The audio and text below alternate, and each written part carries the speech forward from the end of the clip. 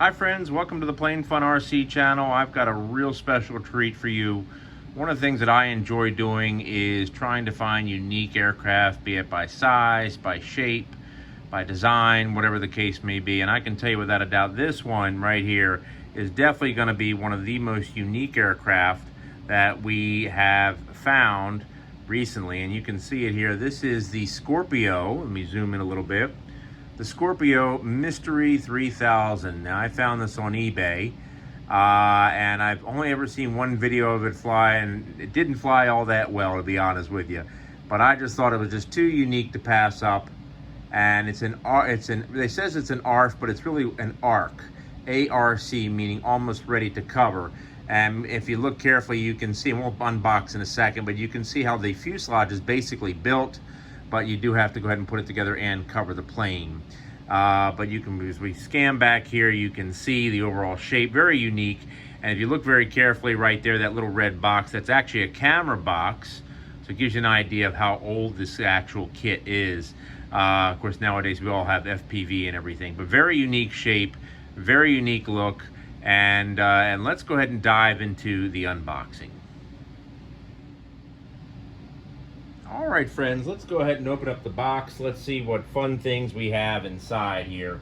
So the box itself is in it's not in the best of shape, but you know, it's still together and it appears to have everything that we need. So as we go through and take a look at this, you can see here we've got our instruction manual.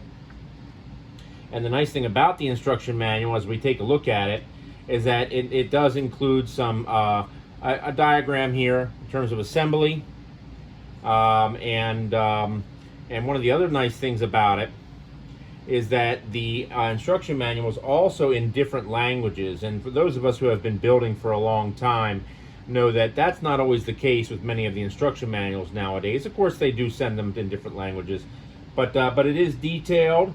It takes you through a checklist in terms of assembly, as you can see here, and you know, it's a nice instruction manual in terms of just helping the builder be able to complete whatever needs to be finished on the model. Not always the case with some of these kits, but this one actually is done very nice.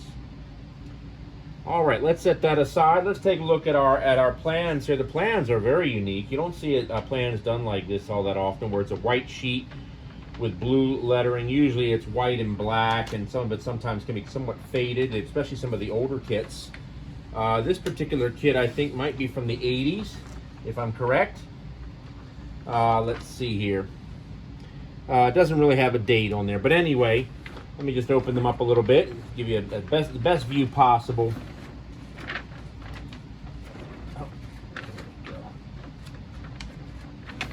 And you can see how everything is really well detailed in terms of the various parts, very clearly delineated in terms of where things need to go. And it's actually a two-sided set of plans, by the way. So that's the fuselage, and if I flip it over this way, we actually see some of the other parts here, the wing, winglets. There's our what appears to be, yeah, here's the wing on this side. Let me come over this way a little bit. Here's our wing right over here, as you can see. So they're a nice set of plans. Let's go ahead and fold these back up. Let's take a look at some of the wood parts. I have to admit, considering this kit was this old, it was in very, very good shape. Not always the case sometimes, you know, because we don't always keep our kits in environments that are conducive to the balsa maintaining its strength and rigidity. And sometimes little critters like mice like to go through and make old kits homes. Anyway, let's take a look at this. So this appears to be our horizontal stabilizer. We've got two of them. You can see it's pre-sheeted. I think they called the wood obeche, if I'm correct. It just looks like balsa to me, but either way, nonetheless, very good shape, except for some little crushes right here. Nothing too bad, nothing that can't be fixed, but looking really good. We've got our, this is what I like a lot. This is our, appears to be a pre-shaped pre-shaped control surface. Look at the leading edge. As you can see, that's really important right there. That just makes building so much easier when the leading edge is already pre-sanded, which is really nice. And we have another one here as well, pre-sanded. As you can see, those are probably the ailerons more than likely.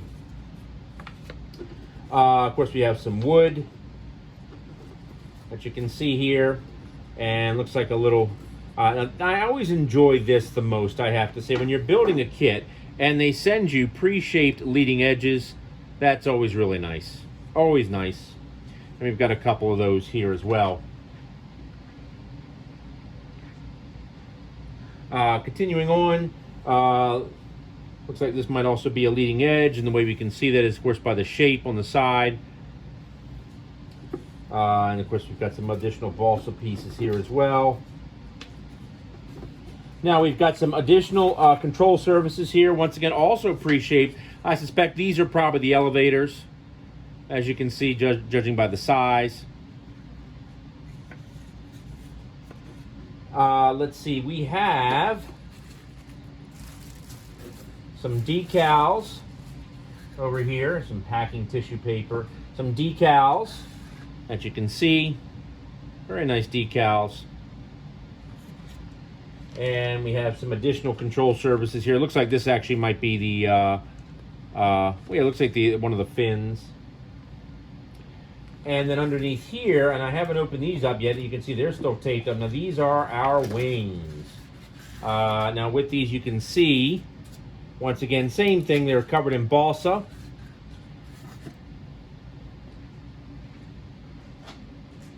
And they are foam core.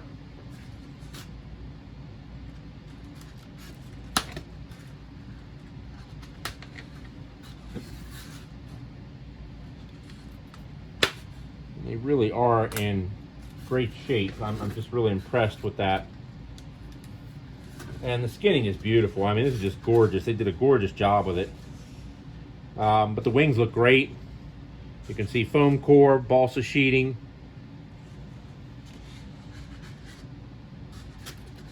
And whenever it comes with the tops and the bottoms, friendly tip if I may, because that's what we do here at the Plain Fun RC channel.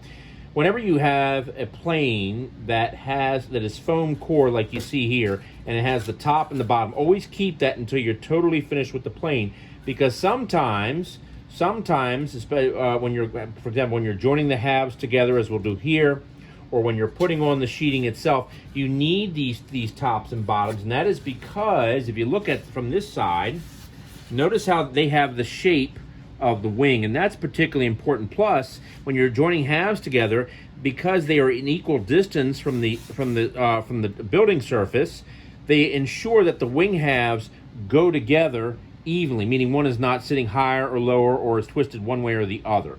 So always keep these until you're 100% done. All right, let's set aside our wings. Let's keep on keeping on. Now this is a really nice piece right here. This is actually the top of the fuselage, as you can see. And you can see it's clearly delineated in terms of the cockpit and some other areas back in here. And of course this area in here that doesn't have the lines, that'll wind up being painted. And then after that we have our fuselage here. And that is just gorgeous, except for a little tiny minor crack right there. That's about it. I don't see anything else at this time. Sorry, maybe you didn't see the crack right there. But you can see it just looks great. Really nicely done, just absolutely gorgeous. We've got our cutout here on the bottom for what would be our camera. Of course, I'm not going to be using that. And then we've got our cutout here on the front for our Canard.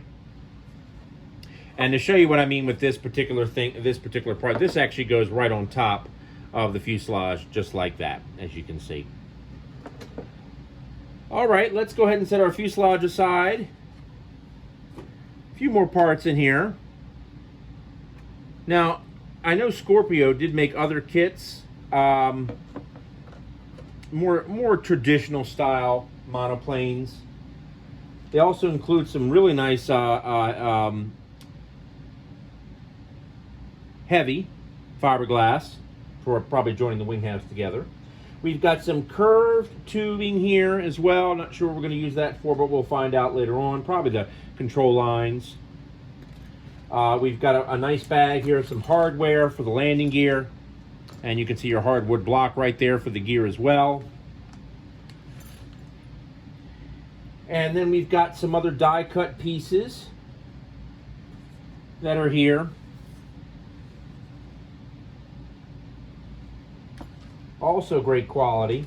Our nose gear, pretty straightforward, standard nose gear. And then finally, oh, not finally yet, more die cut pieces. Also great quality. I will say, you know, die cutting wasn't always the best way to cut stuff. Laser cutting is absolutely the best, you know, because I'm old enough to know that I went from die cutting to laser cutting. I can tell you laser cutting is a lot better, but these are cut very nicely. Sometimes that's not always the case with die cut, but these look like they're cut really nicely. They feel like they'll fall right out, which is great. That's what you want. And finally, one last sheet of some die cut parts.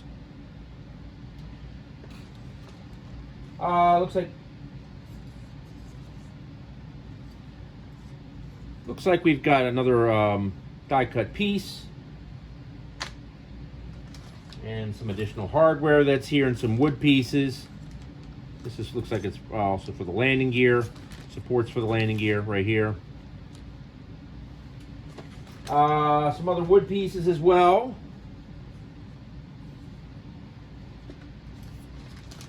And then finally some wood, some hardware, and look at some hinges and some control horns. So that's going to be our new build for a little while. So I'm real excited about that. We're going to go ahead. We're going to get that built, and I hope you'll follow along. And as I like to do here at the Plain Fun RC channel, pass along some helpful build tips along the way. But I'd safe to say that this particular model is definitely going to be, without a doubt, one of the more unique aircraft that I've ever put together. And we're definitely going to do electric as usual. So like and subscribe. I sure would appreciate that. We always like having people follow along, because here at the Plain Fun RC channel, it's all about just learning helpful build tips. All right, folks, I'm Saul. I'm your host, and let's get started building. More to come.